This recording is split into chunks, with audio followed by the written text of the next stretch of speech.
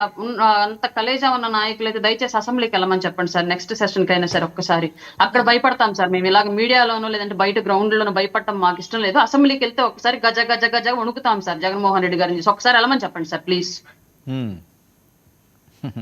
గజ గజ వణుకుతారా జగన్మోహన్ రెడ్డి గారిని చూసి? అసెంబ్లీకి వెళ్తే ఒక్కసారి అన్నం చూసి గజ గజ గజ వణుకుతాం. దయచేసి అక్కడికి వెళ్ళి భయపెట్టమని చెప్పండి మమ్మల్ని. అంటే అసెంబ్లీకి వస్తున్నారటండి ఆయన? రమ్మని సార్. మీరే రమ్మని రప్పిస్తున్నారట. మేము ఫస్ట్ నుంచి చెప్తాను అదే సార్. మళ్ళీ వస్తున్నారంట అని మీరు అనద్దు సార్. ఎమ్మెల్యే పులివెందుల ఎమ్మెల్యే ఖాళీ సీట్ అక్కడ రోజు అసెంబ్లీలో కనిపించిన సమావేశాలు జరిగిన రోజులు.